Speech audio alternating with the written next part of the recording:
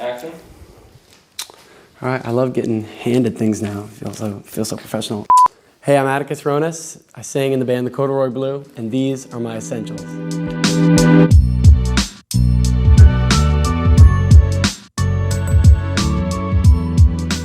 Okay, my first thing are my hats. I have plenty more where this came from, but I just thought I'd bring along my 3 favorites I've been wearing recently.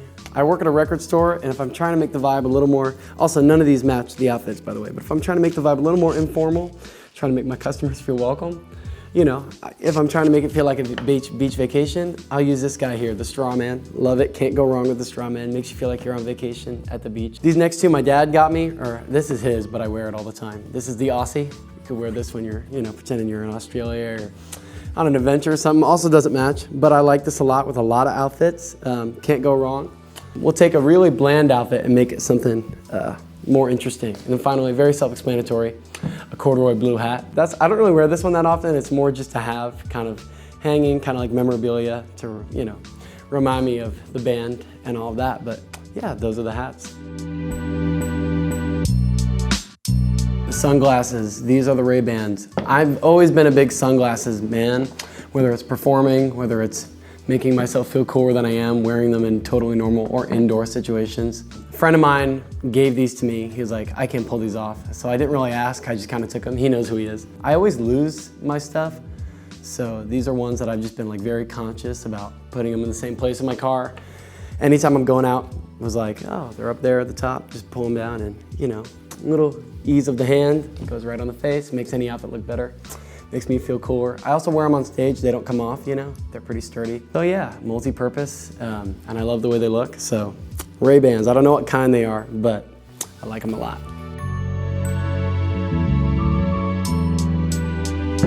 Okay, this is my cologne. This is the only one that I own currently. I've gone through phases.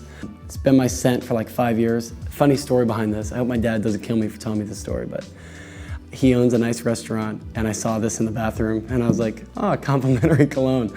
So this Beverly Hills Polo Club Platinum has now been mine ever since, and yeah, it just comes in clutch, great, nice scent, not too overpowering, and I like the way it looks. It's a little beat up, doesn't have the little cap on top, but still gets the job done, as we say. So yeah, Beverly Hills Polo Club Platinum. Go get yours today. They still sell it. Don't steal it from your dad's restaurant.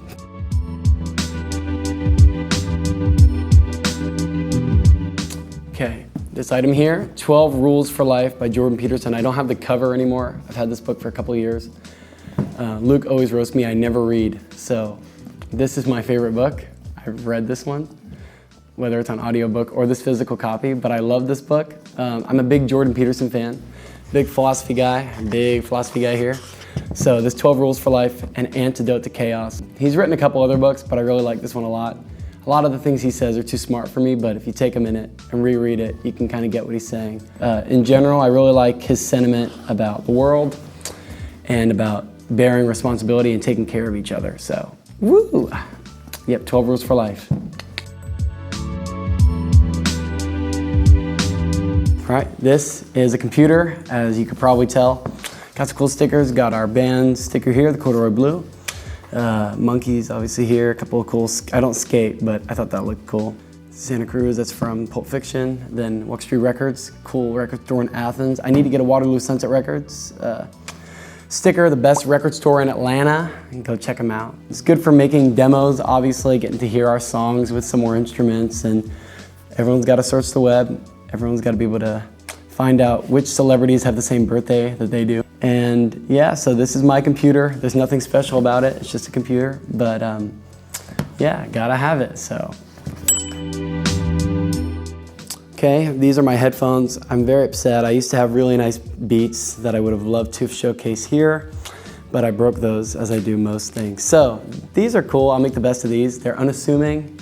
Don't draw too much attention, but obviously I need these everywhere I go. I'm always listening to music. I'll listen to a lot of my own demos to learn my lyrics, because I'm an auditory learner. I don't know, I like having the headphones themselves. I don't know, I like that feeling better than having them in my ear. I feel like I'm more in control. Those are my headphones, don't forget it. This here is my, not to be blasphemous, but this is my Bible. Matthew and me have, the cameraman here, my best friend, we've always talked about the 10 things you can't live without. I always bring this up. Every time I would go to his house, I would literally bring this even if we were just hanging out for the day. I got this in New York. It's their complete songbook. This is my favorite band here, if you've never heard of them. They're called the Beatles. I mean, it's in alphabetical order. You can go to the table of contents, find every single song that they did together. And if you didn't know how to play the chords, it's got them at the top. It's got a nice picture of them at the back. It's very beat up now because I've gone through it over and over and over and over again. A lot of times I'll like open it up, close my eyes, flip to one, and I'll just start learning it, start playing it. They are the gods of rock and roll, and would love to write even a quarter of the great songs that they did. A couple of my favorites in here, I play In My Life a lot, If I Fell a lot. I could literally flip through it and find a random one.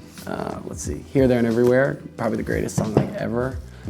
But yeah, check this out. I got it at a little store in Chelsea Market in New York City, but I'm sure they've got it at your local bookstore. But yeah, get to learning those chords from the greatest to ever do it, so yeehaw. I'm a very physical media person, specifically for a lot of reasons. I've had this TED Talk with many people before. But I just like buying physical music. I like supporting that, like supporting the stores. I like feeling like I'm paying for media. No shade to Spotify or any of the streaming services, because we all love them. I love them as a consumer, but it does feel different. It does hit a little different, as we like to say, to get it in your hands. My favorite record, I would say, it's probably my favorite album of all time, but specifically, certain albums hit different on the different medium you're listening to. And for vinyl, for me, I probably play this record the most.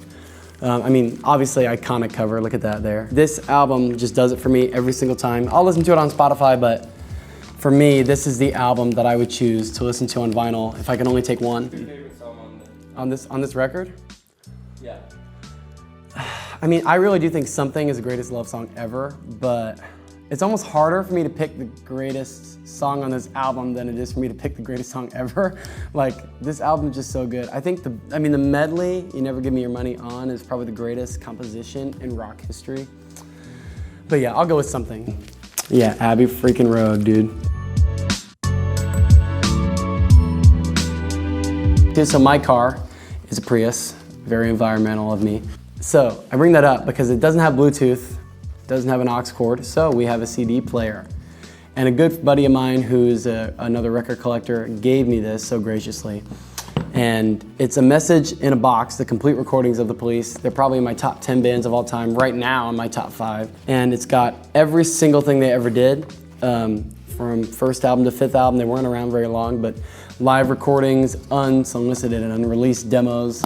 Message in a box to Police. If you don't have it, go to support your local record stores, find it on Amazon. Those are two very different things, but do either one to find this.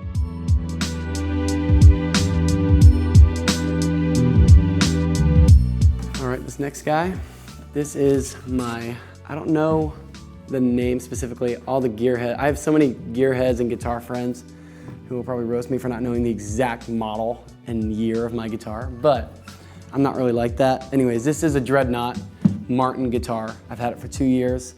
And I was always going with the light wood for a long time. But obviously this is dark wood, very pretty guitar. It's got a tuner in the middle. Right now, yeah, I'm just really digging the way that this sounds. See if we can get like a nice big ring. See how pretty that is? See, just gorgeous guitar.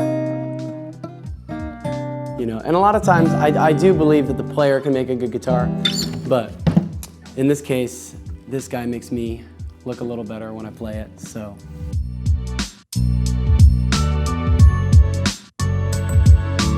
I do believe I could go live in the middle of nowhere with all these things, and this is the most important to me, these 4, they all count as one. These are my songwriting journals. I started using voice memos recently, but I never type my lyrics in my phone I just find with handwriting I'm better at remembering.